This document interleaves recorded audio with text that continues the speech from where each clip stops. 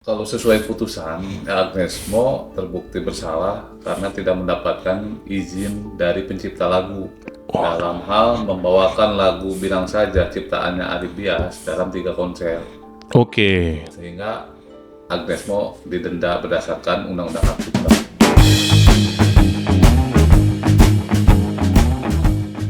Bro, mulai nggak bro? Bro, hei, mulai nggak? Apa bro? Ini mau mulai kita, mulai nggak? Take video. Iya. Oke, siap. Lagi dengerin apa sih lu? Enak banget bro lagu bro. Lagu siapa? Lagu Bilang Saja. Oh, lagunya ini siapa namanya? Melly Guslow. Itu slow bro. Lagunya Agnes siapa? Mo. Oh, Agnes Mo. Dulu tapi namanya masih Agnes Monica. Enggak, maksud gue ini lagunya Ari Bias apa lagunya Agnes Mo? Ya penyanyinya Agnes Mo. Ah, udah berarti lagunya lagu Ari Bias. Kan orang lihatnya penyanyi bro. Heeh. Kalau pencipta kan di bawahnya kadang nggak kelihatan. Oh, oke. Tapi dia berperan sangat penting. Salah nggak tuh ya kalau orang bilang gitu, bro? Oh. Lu dengerin lagu siapa? Lagu Agnes Mo. Ya sekarang lu nyanyi, ini lagu siapa kan? Orang taunya penyanyi. Betul. Walaupun yang benar itu pencipta. Gitu. Jadi masalahnya apa dong? Jadi pertanyaan gue ini sebelum masuk kasusnya dulu nih pertanyaan gue. Berarti penyanyi itu punya kontribusi besar juga, makanya lagunya tuh bisa naik. Dia punya kontribusi besar lah buat membesarkan lagu itu kan. Iya. Jadi pencipta dan penyanyi ini harus seiring sejalan. Sebenarnya duit tunggal ya. Iya duit tunggal. Nggak bisa ada yang salah satu dirugikan, salah satu yang Bisa, diuntungkan. harus mendapatkan keuntungan. Ini dia nih. Masalahnya adalah Udah masuk masalah lagi nih. bilang saja kalau lo nggak tahu bro ya. Tapi ini mudah-mudahan lo tahu. Iya, iya. Kalau nggak tahu kita hentikan videonya saat ini juga. Siap, siap. Ada putusan mengenai permasalahan ini dan rame di media sana, bahkan udah masuk podcast inilah itulah. Iya, Dan udah mulai ada penggiringan opini juga nih kan, menemui pemerintah, seakan-akan pemerintah tuh ada di sisi dia. Iya. Tapi kita sebagai praktisi hukum sih ngelihatnya masih bisa fair lah. Walaupun dibawa pemerintah seakan-akan ada di sisi dia, tapi ternyata kita lihatnya masih di posisi netral dan menjabarkan undang-undang kepada umumnya gitu ya. Pertanyaan gua adalah, kenapa Agnes Mo diputus kena denda 500 juta per pertunjukan? Ada 3 pertunjukan nih. Iya. Kenanya 1,5 miliar dalam putusan melawan Ari Bias. Ya ada pro kontra nih antara penggugat dan tergugat pasti. Ada pendukungnya. Ya sekarang kita dudukan dulu Ari Bias. sesuai putusan dulu bro. Nggak usah dikomentarin. Kalau sesuai putusan, Agnes Mo terbukti bersalah karena tidak mendapatkan izin dari pencipta lagu dalam hal membawakan lagu Bilang Saja ciptaannya Ari Bias dalam 3 konser. Oke. Sehingga Agnes Mo didenda berdasarkan Undang-Undang Hak Cipta. Satu pertunjukan itu nilai dendanya 500 juta. Jadi dikali 3, ada 3 pertunjukan jadi 1,5 M. Berarti kalau misalnya ada nilai komersil, kita ngomong nilai komersil ya. Kalau nyanyi di rumah mah nggak ada nilai komersilnya. Ada nilai komersilnya. Atau nyanyi di di syukuran yang nggak ada nilai komersilnya nggak apa-apa gitu kan. Hajatan yang gratis yang nggak dibayar. Pertanyaan gua, lucu juga ya. Berarti di setiap momen-momen yang bahkan lagunya itu udah diidentikan dengan kita, misalnya bukan kita ya, diidentikan oleh penyanyinya, tetap harus minta izin per tempat, per konser. Sebenarnya ya kalau untuk konser yang mengandung nilai ekonomi, gitu kan, ya harus mendapatkan izin bro, dari si pencipta. Oke. Memang undang-undang mengatur demikian. Lah bukan udah ada lembaganya bro? Nah ini yang harus kita bedakan. Iya. Lembaga manajemen kolektif itu kan hanya bertugas untuk memungut royalti ya. Memungut royalti itu dalam arti untuk pembayaran royalti itu bisa melalui lembaga manajemen kolektif. Nah, di sini yang jadi persoalan adalah apakah penyanyi itu sudah ada izin kan, Itu yang pertama. soalnya izin dulu nih, karena kalau izin itu bukan ke lembaga LMK, Iya. gitu, tapi ke si pencipta, Pencipta. gitu. Nah, si pencipta ini kan mengklaim bahwa Agnes Mo ini tidak ada izin untuk membawakan lagu Bilang Saja Betul. di konser itu. Betul. Nah, maka itu sebelum masuk dalam gugatan di persidangan, Ari Bias ini sudah meminta konfirmasi ke LMK. Ternyata tidak ada pembayaran royalti di LMK. Gitu. Terus Oke. Ari Bias juga sudah meminta klarifikasi kepada penyelenggara Penyelenggara konser. IO. Nah, yang menarik menurut penyelenggara konser itu pembayaran royalti sudah diserahkan kepada Agnes Mo selaku penyanyi gitu. Waduh. Pelaku pertunjukan. Dan Oke. seperti itu. Makanya konstruksi kasusnya yaitu tadi rupanya pertama nggak ada izin, yang kedua pembayaran royalti itu ke LMK nggak ada. Habis itu kalau kita bilang ke penyelenggara ternyata melarikannya juga ke tergugat, gitu kan ya? Ya akhirnya bulet, hari ini belum dapat apa-apa dan sudah dinyatakan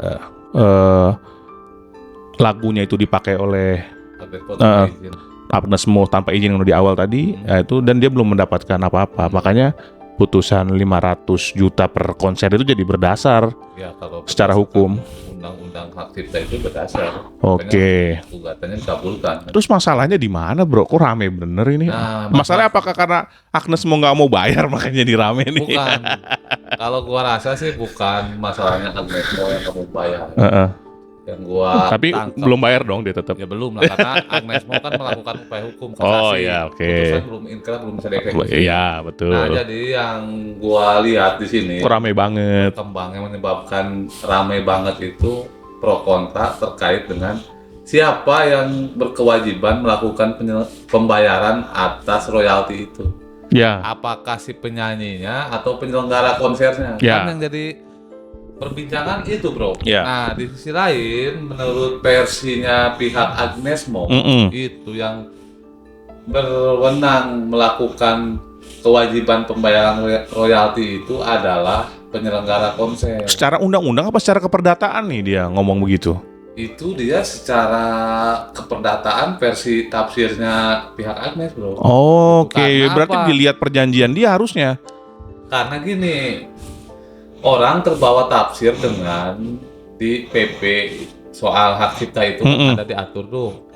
Pembayaran royalti itu sebesar 2% dari nilai tiket. Ya. Nah, ketentuan itu yang membuat opini masyarakat nih bergeser gitu. Oh, kalau 2% dari tiket ya berarti penyelenggara dong yang harus bayar. Karena tiket itu ditentukan penyelenggara. Karena tiket ditentukan penyelenggara, Ya. gitu kan, itu tafsir kan. Iya, betul. Nah, pihak Agnes Mo gua melihat tafsirnya yang wajib melakukan pembayaran adalah penyelenggara, bukan penyanyi. Karena kan gua nih penyanyi diundang, kan seperti itu, bro. Betul. Nah, tapi di situ kan tafsir, nggak ada kewajiban ketentuan secara eksplisit Iya. yang menjelaskan bahwa penyanyi atau penyelenggara ini yang wajib membayarkan terhadap hak cipta itu kepada pencipta itu siapa, nggak ada. Cuma di situ yang dijelaskan di dalam undang-undang hak cipta adalah pengguna yang mendapatkan Manfaat. ekonomi Hak secara ekonomi. komersil gitu kan, yang menggunakan hak cipta secara komersil. Dalam hal ini yaitu melalui pertunjukan konser. Which is. Ya, jadi pelaku pertunjukannya, bro. Nah, bukan pelaku penyelenggara dong. Bukan. Tapi kalau nyambung ke PP tadi, ya memungkinkan saja PP itu ditafsir demikian gitu dong. Iya, jadi gini kan, pelaku pertunjukan ini kan bisa seorang atau beberapa orang. Ya. Bisa juga kita tafsirkan penyanyinya atau penyelenggaranya. Gitu. Jadi itu kembali lagi menurut gua kepada perjanjian di awal antara penyelenggara konser dengan si penyanyi. Ya, itu satu. Kalau dikaitkan dengan permasalahan ini, tinggal kita cek apa perjanjian antara Agnes Mo dengan penyelenggara konser itu, bro. Tapi itu kan gini, bro. Itu kan lain soal tuh. Perjanjian antara Agnes Mo dengan penyelenggara konser dengan penggunaan lagunya Ari Bias yang tanpa izin dilakukan oleh Agnes Mo gitu kan? Ya. Nah, itu kan ini kan keperdataan yang terpisah dong. Ya, bener, Maksud gua Ya kalau misalnya Agnes Mo berkeberatan untuk membayar denda itu, tapi secara nyata-nyata misalnya secara fakta hukum ada kewajiban dari penyelenggara, misalnya nggak tahu kita ya, ada perjanjian antar mereka, ya tinggal dialihkan aja, ya tinggal digugat aja untuk misalnya pembayaran dulu lah ke Aribias dari Agnes Mo dendanya gitu ya. Misalnya kalau misalnya dia nggak ada upaya hukum gitu ya, baru nanti itu digugat sebagai bukti. Wah, gara-gara ente nih gue jadi ada kerugiannya bayar 1,5 miliar karena di perjanjian gue sama penyelenggara negara, gue Agnes penyelenggara negara itu ada kewajiban. Betul. Nah itu, jadi bisa seperti itu sebenarnya ya. Cuma kan tafsirnya pihak Agnes ini masih meyakini bahwa yang berkewajiban untuk melakukan pembayaran adalah penyelenggara.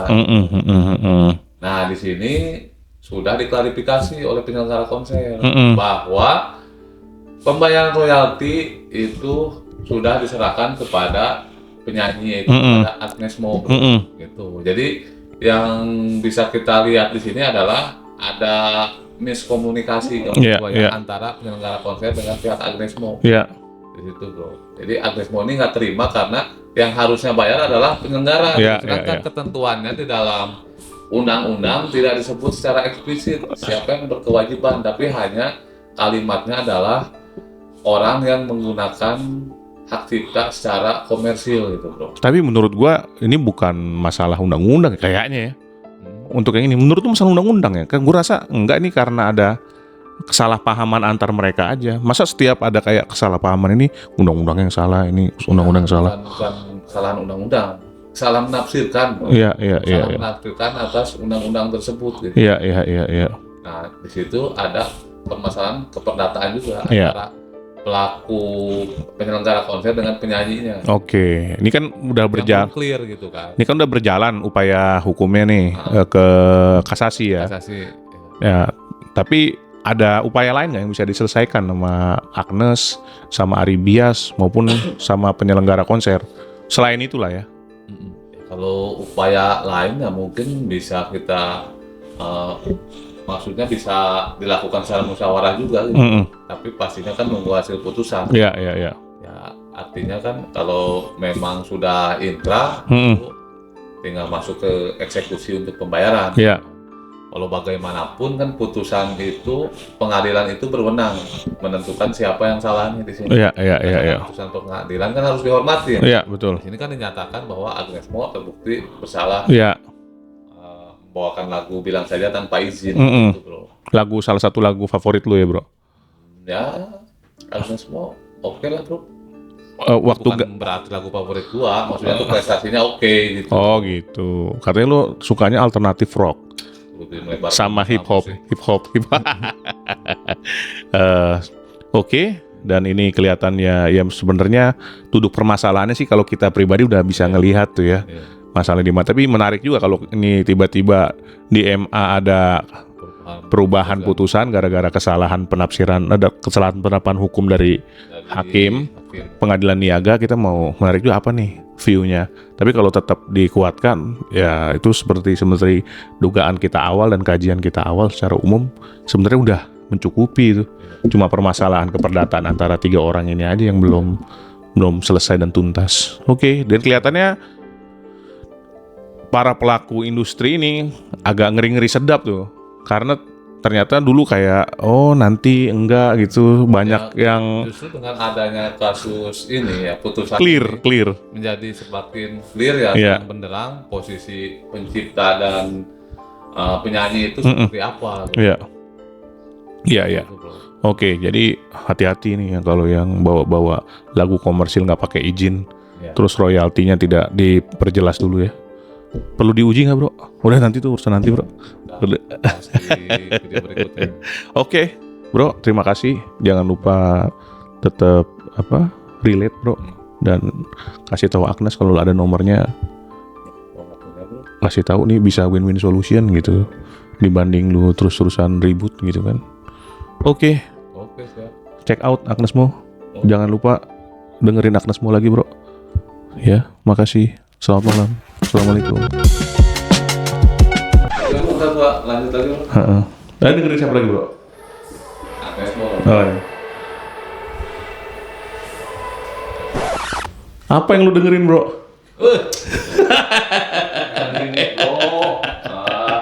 Berarti dari awal lo gimmick. Wah, bahaya. Udah terlalu dah, Bro.